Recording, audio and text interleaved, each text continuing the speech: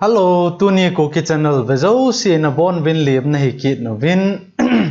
Tuni a hi thil niaw cha Excel a hanza dan tampi in sei de wa hi in thil pha chom ta in cho hi hei cho niaw cha hi he lo ji o hin a ki boy ji in na hi ji a cho Tuni a hi ji ho chu izat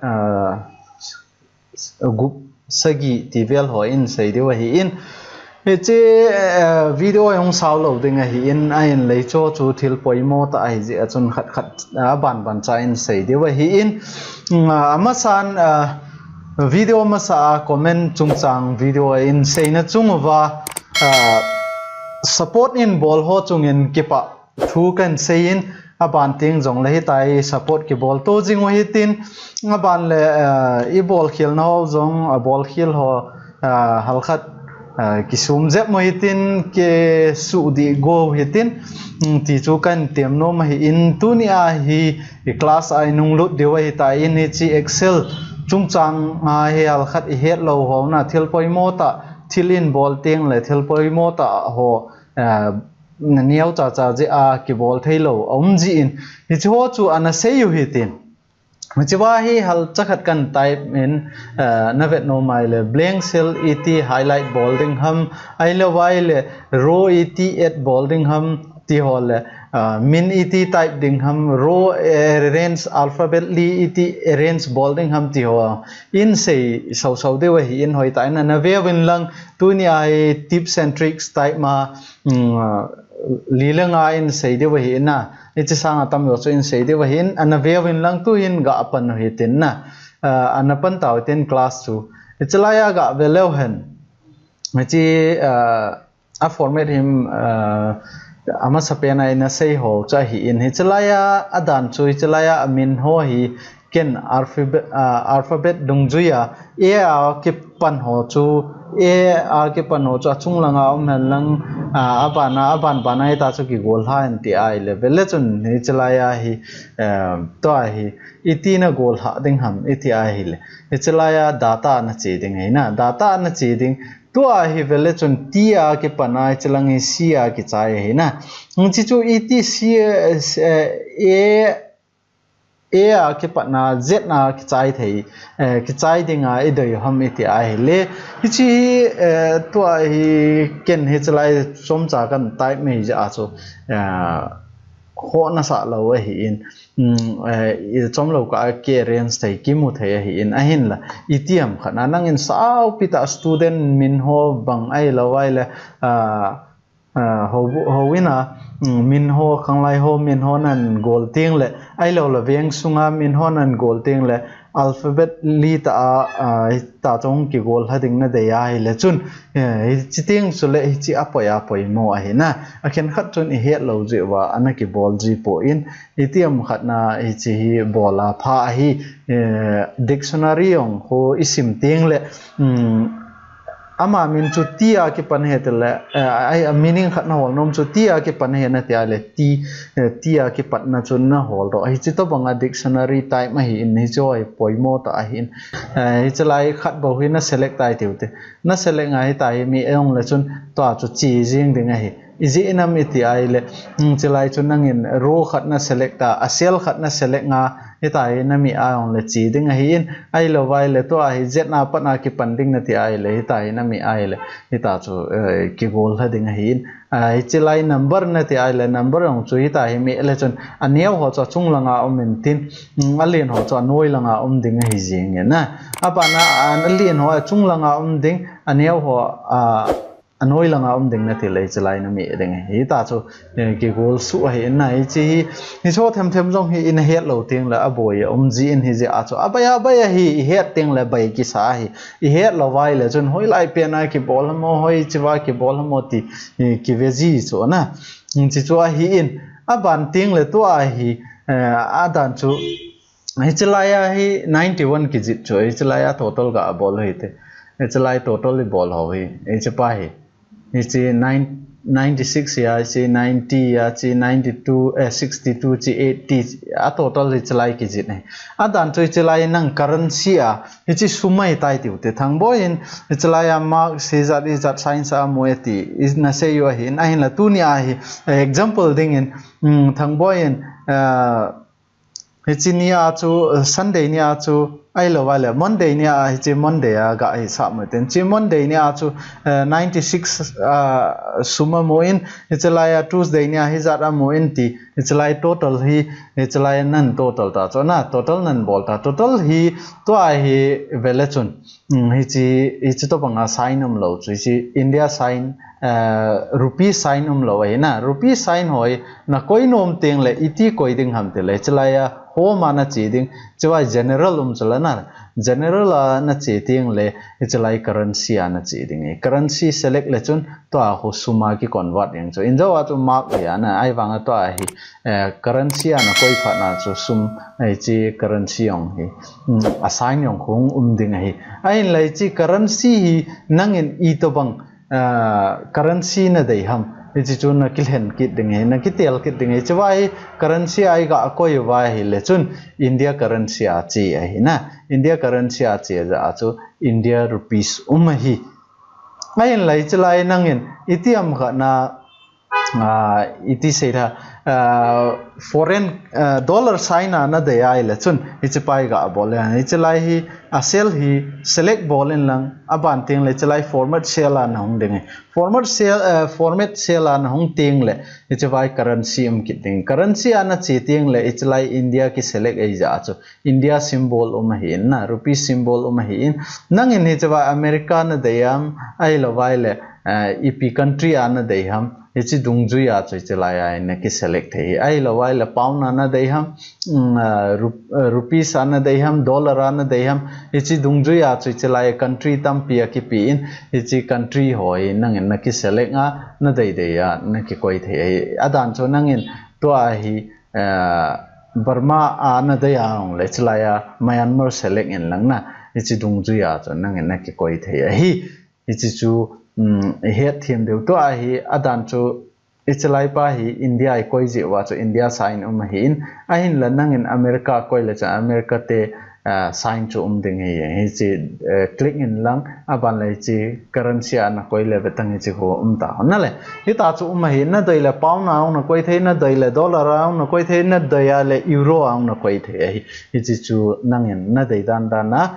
a format currency a koi in lang ni chlai a symbol na ki khial the hi ti chu iga sei the hin tin itiam khana nangin phan ma sa ong chu sei ta na copy paste a chu in a sei ta ven ni chipa hi chi name hi tai ki gol su chu amin hi tai ki gol su chu ai wanga nangin hita vai zonga hi chiwa math science history ti to bangai ki golding na de ai le chun hi chi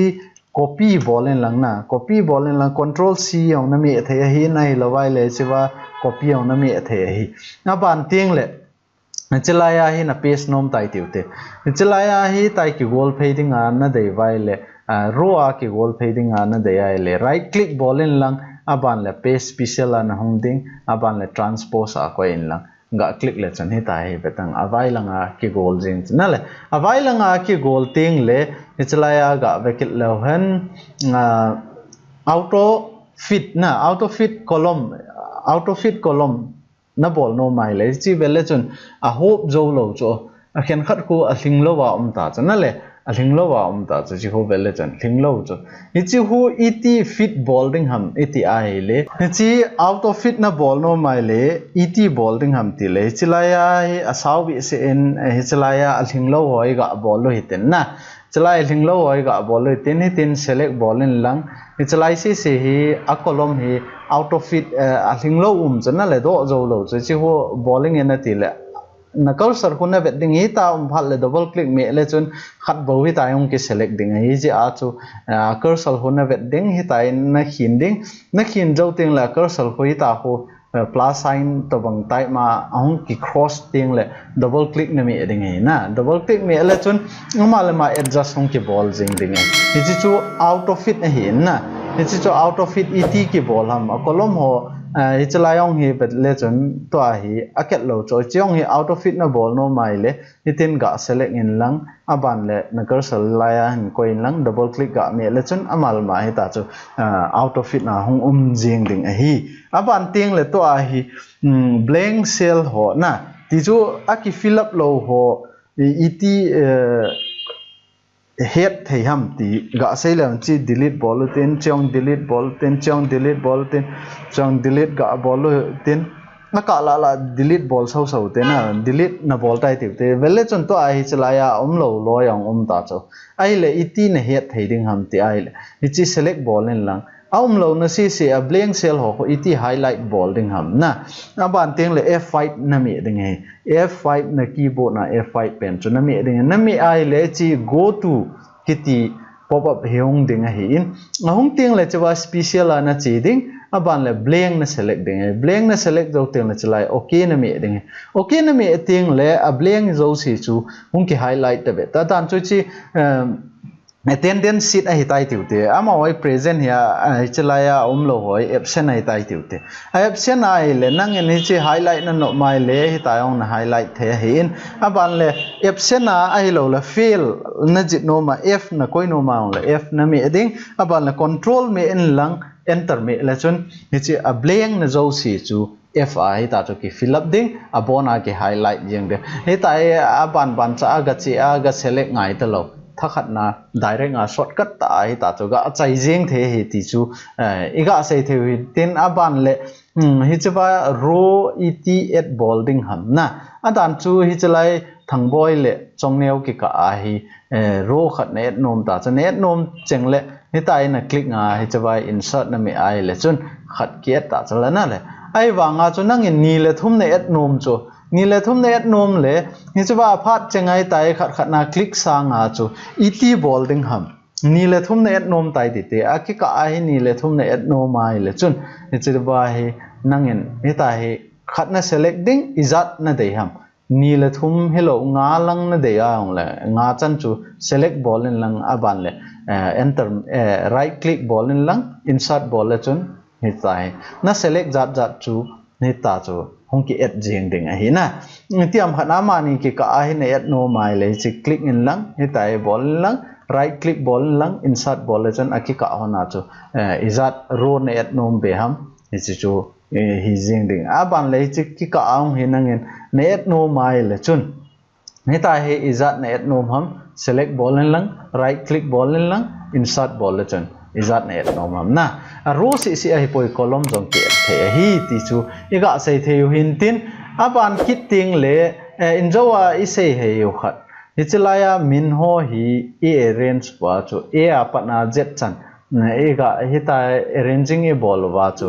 e apana hong ding ai lo ai le b apana hong ding z na apana ki pan ding ti I sei wa chu na he thim ding khat chu hita I select wa le hita chan la na le hita ma chu itiam khat na chi blank ana khata chu chilai blank kha a ai wanga nang in hi chi na select nga hita na khi nai le vele chan chalai ga la do tin blank tai deu te na blank ta hita ina khina hita ina bolai le hi chalai bo ki khial ta chu ipji chalai bo ki khial ham tile hi chalaya hi gap ja cha noi lang chu apha lo chu hi ji a chu hi chalai ro hi blank mai le anoi lang effect loading achung lang bo effect ding a hi itiam khana na khian no ma anoi lang se a phanai achung lang ho bo ka gol no me na ti ai le chun ki ka a blank na ko ai le anoi lang ho to kha loading hi ti chu iga vel se yu hin tin aban kit ting le to a hi chilai excel a hi avet sa nan 02 na type ti te hi chi 02 na koi nom cho ai wanga chu row dang ga click le cell dang ga click le chun 0 chu mang ta 2 bo kita are 0 ka koi nom cho na ti ai le iti na koi ding ham excel a chu ki koi thelo chu 0 ama sanga hi 0 mong ki koi thelo chu vetang na le ki koi thelo chu ai chu nangin 0 ai chalaya hai ding na de ya hi ta hi 02 ti a ding na de ya le ipt ball ding ham te le chalaya hi dot khat ga coin lang code khat ga koi le chan hi ta ho ding ai jing na zero ki ji thei ta chala na le do code khat na koi ding code chalaya hi code na me ding aban le 02 code na me ding ai code na me ma sat de single code na me ding ai double code hita double code pa hoi lovin na double code pa hi lovin single code pa na me ding ai single code pa na me ting la bo hung ding ai hita double code na me a 2 na me a enter na me ai la chun double code pa hung do ding hi a hin la hi chlaya hi single code na me ding aban la 02 na me ding enter na me ding ai a hoti ting le hita ho 02 hong ki display ding hi a khoti lawai le ni chi 0 hi excel a tu ama sanga ki koi theilo a hi ita hon time enter na me ai le 5 bo de jing na le 0 ki koi theilo hin a koi na ding a chu single quote koi ngai a hi single quote type ngai a hi a ban le out of it sei jau tawin hi chlaya hi ga velo hen min ni iti koi khom ding ham na ehon formula chu in a same bangwin ichalaya 5 ichalaya 7 apan ting le chalai total e bolding ting le into kimi a equal to kimi a equal to me zo ting le chi cell kimi a bana plus kimi a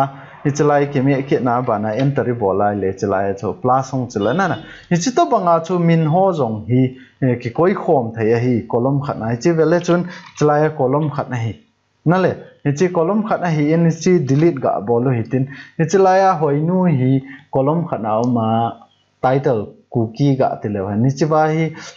ani ni ana koinom title te chlaya na koinom mai le iti na koi khom ding ham type lo wa formula janga iti koi khom ding ham iti ai le chiba hi equal to na me ding equal to na me zo ting le ichlai hoinu cell hi na me ding hi in na me zo ting le ipi sign na koi ding ham tela shift me en lang aban le n sign chu na me ding hi n na n sign chu na me ding aban ting le hi chlaya a title cell pa chu na select ding aban le enter me le chun chiba hi hoinu cookie ai wanga ki ka a khu nangin nitiam khana space na koino mai le chun ichi double click bolen lang ichi n bana ho na cursor chu hin lan lang ita ho n sign ho na type zo ting le double quote na me ding he double quote space aban le double quote na close kit ding na double quote ho na close kit ding khat na me be ding aban ting le shift me en lang n sign chu na me kit ding hi n sign na me kit zo ting le enter me tang to a ho ka tam ki ka ta na hal khat ga asulian no iten ani awi se a cha ki mo thai hin na to a ho ki ka ta hon na le ni ta ho ki su ka ai chi chlaya amin type khel khel lo wa formula mang cha hita chu kimang hi ti jong chu hita chu kimang the hi ti chu iga sei the win tin aban le a chaina dinga chwa hi gangta a iti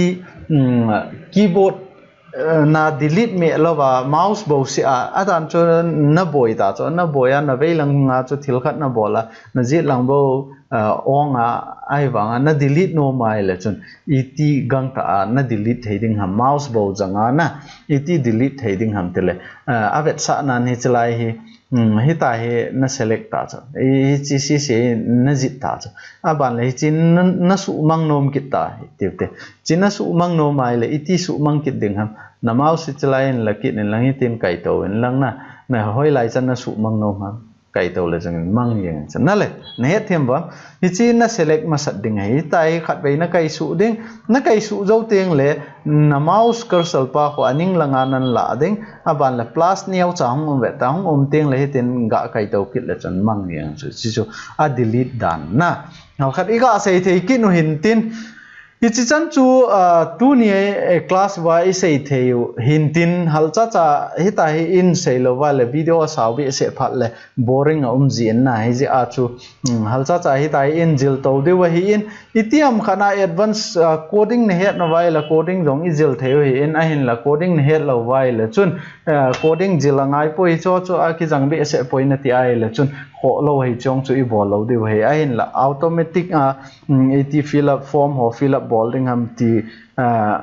hết nó mà ông là comment anh in cái độ thế hi in isim thế hi ai vàng ai cho vàng cho video sau thì ngày ai dễ nằm thì là according họ in type điều formula họ in type điều code ep điều commentable điều chỉ đúng rồi chú automatic hung thế hi na ai là itiam khana payslip hovel iti ki design ding ham automatic ding til cho coding ngai lo hen cho ang chu sim the wa hi chi chu na dei da no au mai le chi video no ya comment hen bol kit novel lang na dei dan wa i sei kit de wa hi na hin la chalaya comment hung ki sei dung ju ya hi Premiere Pro nen sei pe te te ka nga lel tai na ti je wa chu chi next class next episode na hi Premiere Pro bolding dan hung ki sei ding hi in ichi cho ane the moitin iti download ding ham tin het lo wa ong la download ding torrent ko na iti download ding ham ti ho in sei kit de wa hi in ni chi video ho hi phana sa a hoina sa a ban cha na ki jil no mai le cookies channel hi subscribe ki bolin lang na ki bol nai lo le subscribe na ki bol na subscribe na mi ezo ting la ko ma chu bell icon khat maintain chi chu me ele chun video tha ong ki upload chengle namu jing the hi aji chu tu la ya Facebook ngai za ka yang ki share yong le azanom lo tampi yum ji wa chana nei chi chu cookie channel a hi tu patna hi Facebook nga hong kitam share to lo ding hi group khen khat na I accept na ho bawa bo chu ke bolte te on na ti na ho bawa chong ki share ding hi ai lo wai le Facebook wa hong ki share to lo ding hi ja chu video tha hong ki upload chang le ken et ka het ding ham na ti ai le chi bell icon to me le chun YouTube na hon chang le na phone na hian lang na computer ai on le YouTube na hon chang le notification na mo jing the hi ti chu iga sei the hin tin tu ni topic class ila na wa i sei the yu hi chi chan chu hi tan te ka ki pa e